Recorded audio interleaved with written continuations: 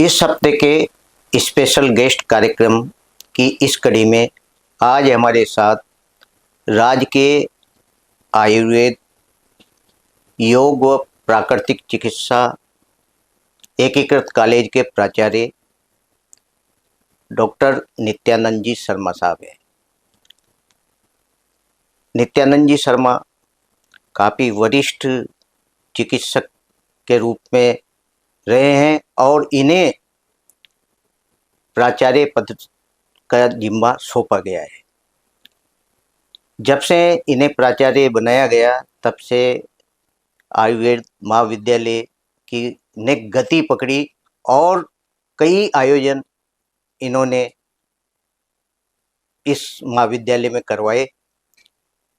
आज हम इनसे इनके जीवन परिचय से रूबरू होंगे और साथ ही महाविद्यालय की जो स्थिति है और जो प्रगति है उसके बारे में इनसे हम बखूबी बात करेंगे। आइए बात करते हैं प्राचार्य नित्यानंद शर्मा जी से।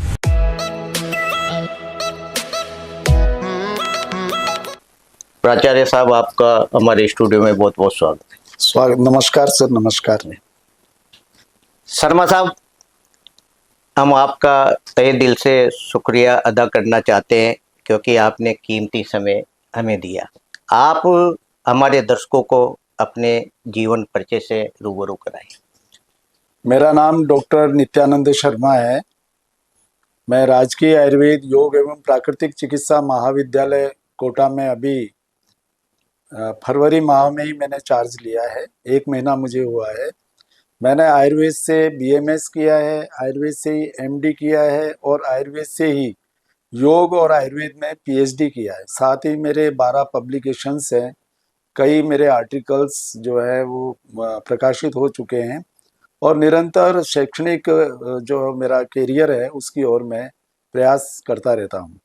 मैं मूलतः रामगंज मंडी तहसील में जो जुलमी गांव है वहाँ का निवासी हूँ। मेरे पिताजी गंगापुर सिटी के रहने वाले हैं और वर्तमान में मैं कोटा में राजकीय आयुर्वेद जो चिकित्सालय है दाऊदयाल जोशी, उसमें चिकित्सक के पद पर भी रहा हूँ और महाविद्यालय में अभी गवर्नमेंट ने मुझे डेप्यूट किया हुआ है।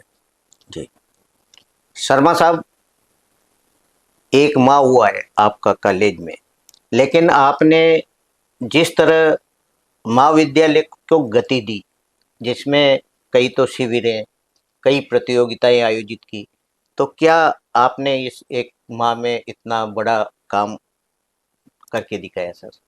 राज्य सरकार ने मुझे ये जो जिम्मेदारी सौंपी है तो निश्चित रूप से महाविद्यालय में छात्रों की विशेषकर जो समस्याएं रहती है, स्टाफ की जो समस्याएं रहती है, उनसे मैं भली भांति वाकिफ था।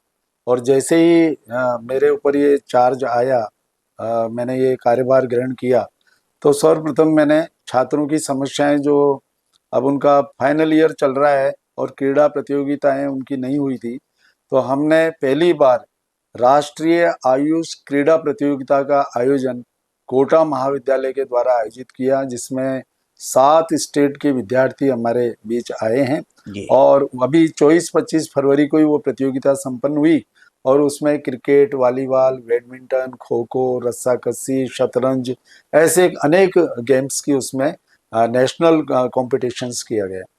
जी, आपका अभी जो महाविद्यालय संचालित है वो कोटा से थोड़ी दूरी पे है, लेकिन बच्चों को जिस तरह बच्चे वहाँ तक पहुँचते थे, यानी किराया भी बहुत अधिक था, लेकिन आपने उनको रियायत देने के लिए भी बहुत बड़ा अच्छा कदम उठाया। हाँ, बिल्कुल। क्या है सर वो उसमें ऐसा था कि जो यहाँ से सिटी बस रानपुर के लिए जाती है, 15 किलोमीटर दूर वो कॉलेज है शहर से, तो ऐसे में हमने प्रत्येक विद्यार्थी की, वो चाहे गर्ल्स हो, चाहे बॉयज़ हो, चाहे आयुर्वेद का हो, चाहे योग और नेचुरोपैथी का हो, हर विद्यार्थी की हमने सबसे पहले ID बनाई और उनके आइडेंटिटी कार्ड बनाकर उनको सर्टिफाई किया और साथ ही स्टाफ के भी हमने आइडेंटिटी कार्ड बनाए।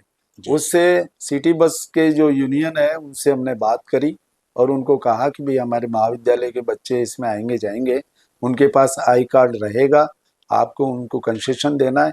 अब मात्र 10 रुपये में विद्यार्थी रानपुर महाविद्यालय हमारे कॉलेज में चला जाता है, 10 रुपये में वापस आ जाता है। जी तो ये एक बच्चों की एक प्रारंभिक एक शिकायत थी, तो उसको हमने बहुत हद तक दूर किया है।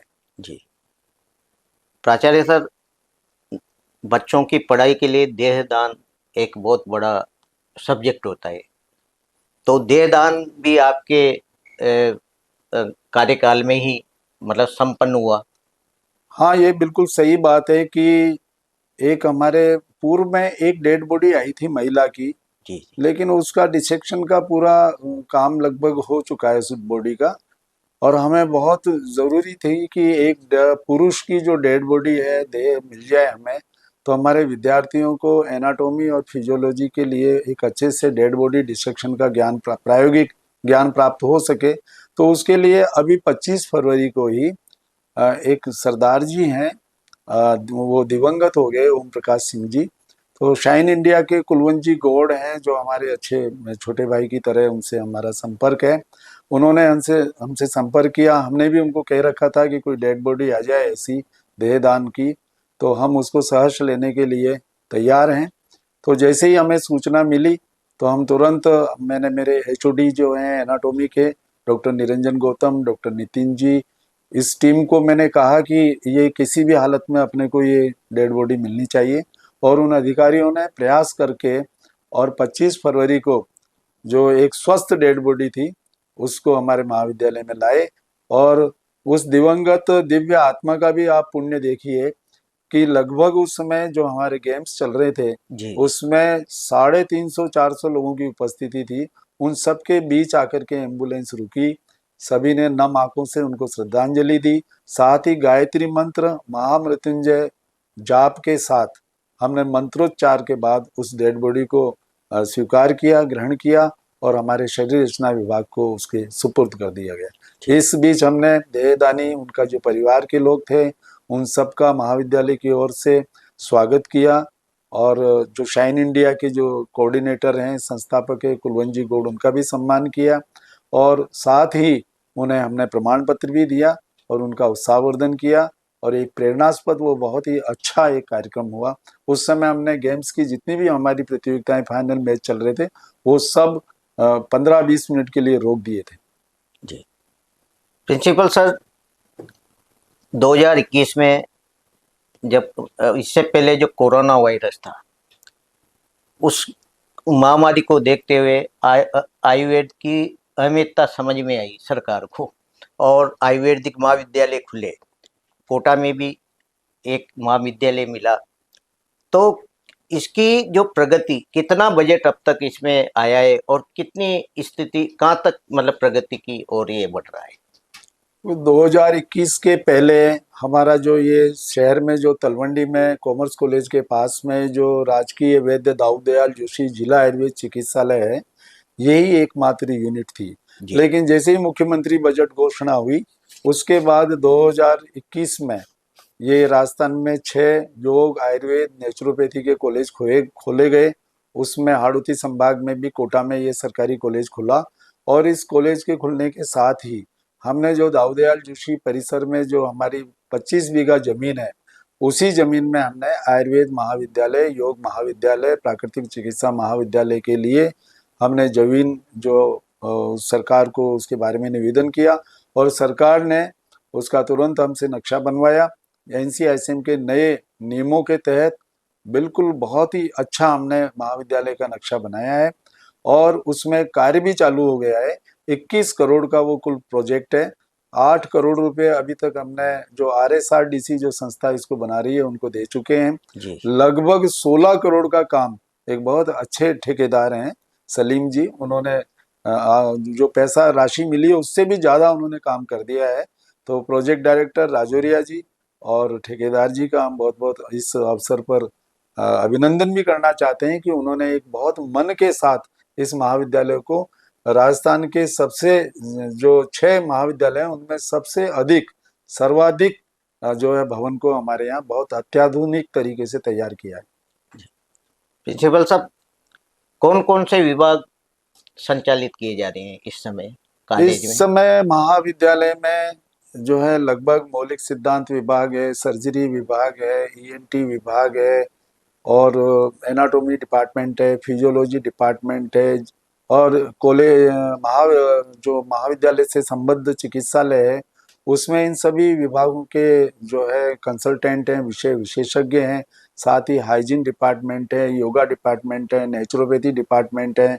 ऐसे बहुत सारे जो विभाग हैं, और जो जिला आयुर्वेद चिकित्सालय की जो राज्य सरकार की योजनाएं हैं उसमें आंचल प्रसूता और जेरिएट्रिक विभाग की यूनिट भी हमारे यहाँ चल रही है। जी प्रिंसिपल साहब, देखा जाए तो योग भी आयुर्वेदिक का हिस्सा है।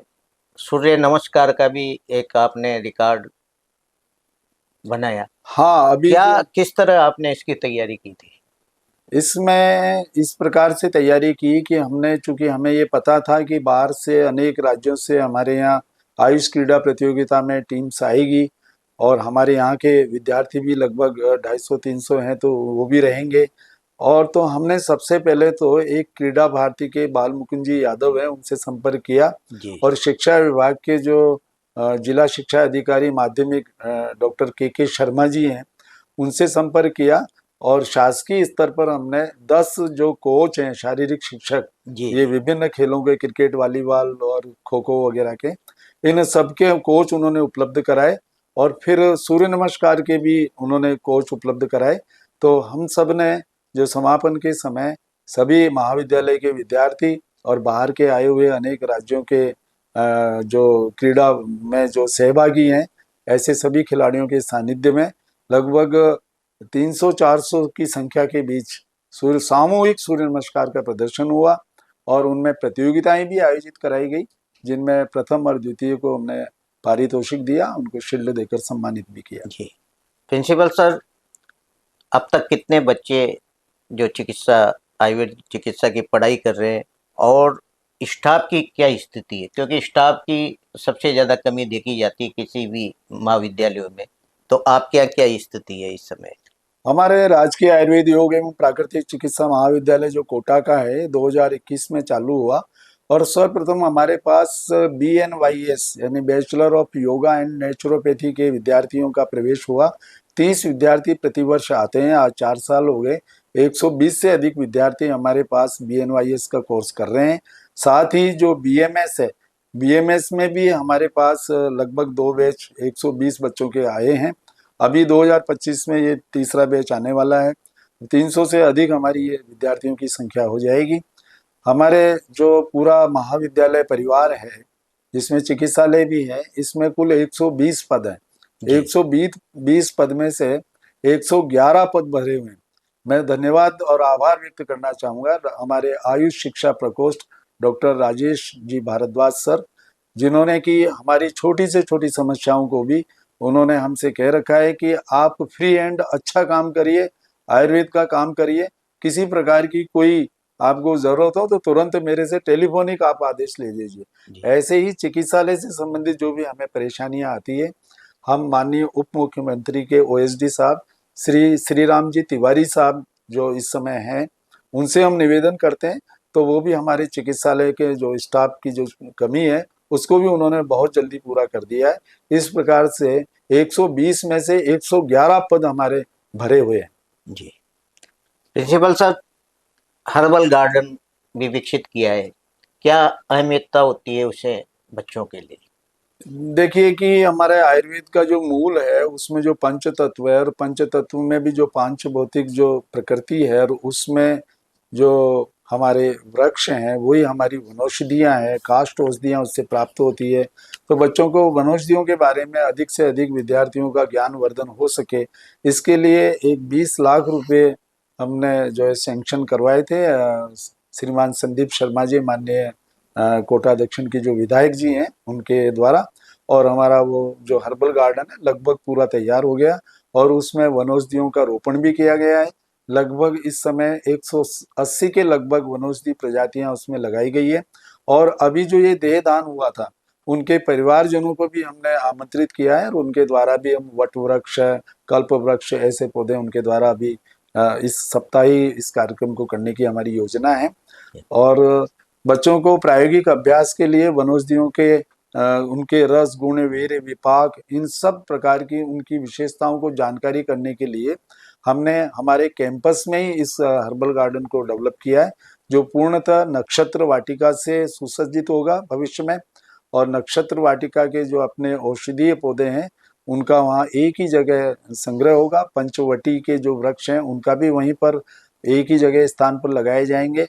ऐसे ही त्रिफला है, हरड़, बेहड़ा, आंवला, इन तीनों के पौधे भी, वृक्ष भी एक ही स्थान पर लगाए जाएंगे, जिससे कि बच्चों को अपने ज्ञान वर्धन में और अधिक प्रायोगिक कर्माभ्यास हो सके। इसके लिए हम प्रयासरत हैं।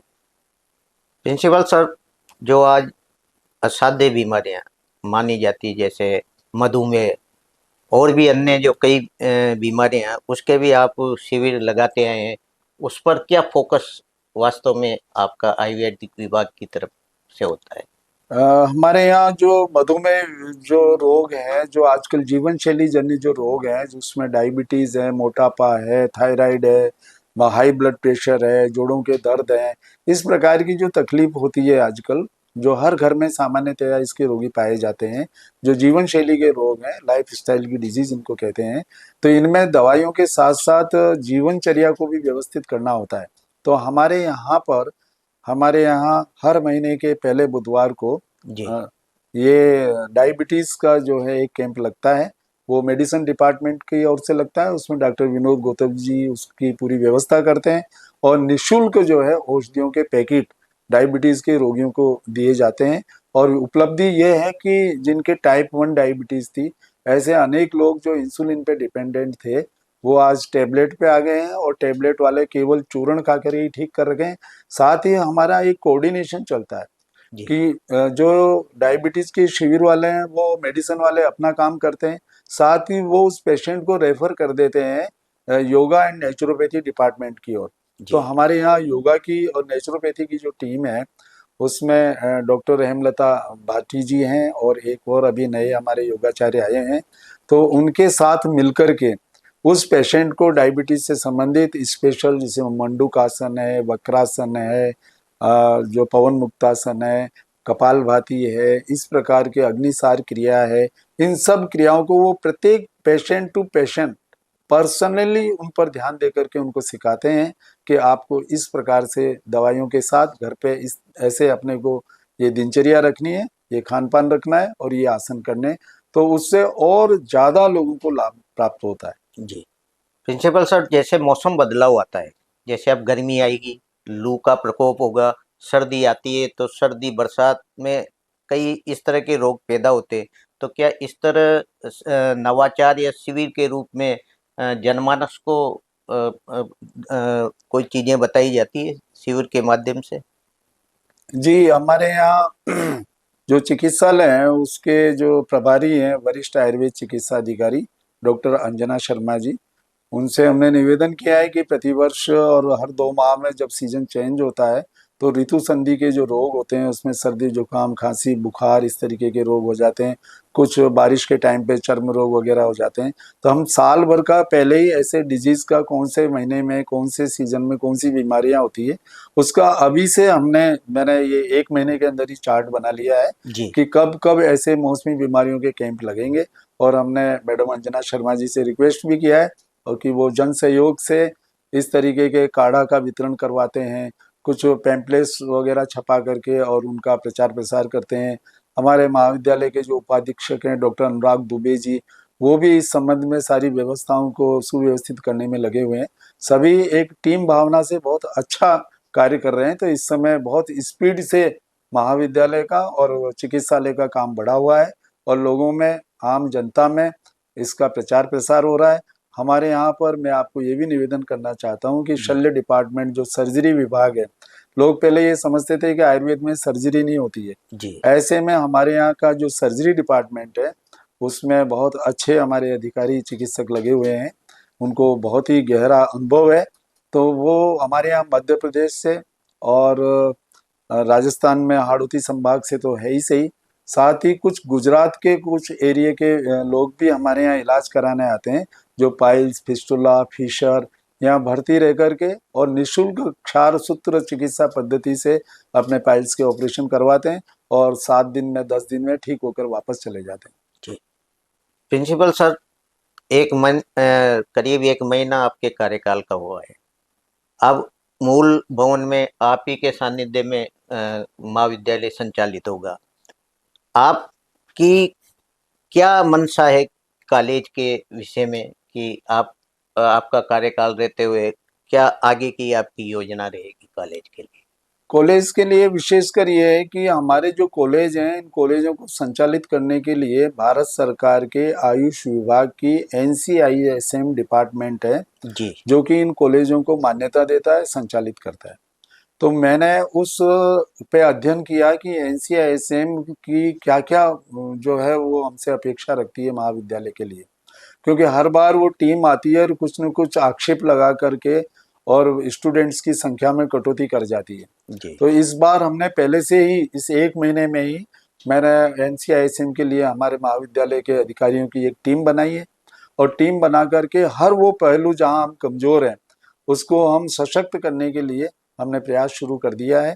जैसे अभी चिकित्सालय के अंदर कंप्यूटराइज रिसेप्शन सेंटर नहीं है OPD का, तो हमने वहाँ पर अभी कुछ जन संस्थाओं से बात की है और बहुत जल्दी इसी माह में, मार्च में ही जी हम कंप्यूटराइज रजिस्ट्रेशन को स्टार्ट कर देंगे। ऐसे ही कुछ हमारी सुरक्षा की दृष्टि से चिकित्सालय में CCTV कैमरे की कमी है, तो उसके लिए भी हमने प्रयास शुरू कर दिए हैं।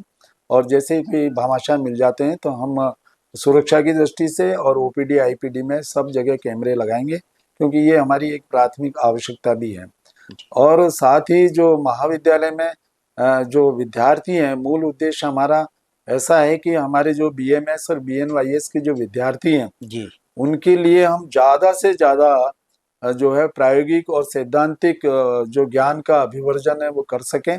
हमारे यहाँ के अभी विद्यार्थियों ने जो NIA के अंदर जो राष्ट्रीय आयुर्वेद संस्थान भारत सरकार का जयपुर में है, वहाँ कुछ प्रतियोगिताओं में, कुछ पेपर प्रेजेंटेशन में भाग लिया और उनमें प्रथम द्वितीय स्थान तक प्राप्त किया है। तो जी हमारे जो टीचर्स हैं, हमारे जो प्रोफेसर्स हैं, वो विद्यार्थियों पर स्पेशली इस बात का ध्यान रखते हैं कि उनकी प्रतिभाओं को हम निखारते हैं, और साथ ही पूरे देश में जहाँ भी हमें मौका मिलता है वहाँ हमारे यहाँ के विद्यार्थी या हमारे प्रोफेसर्स अपना रिसर्च पेपर प्रेजेंटेशन करते हैं।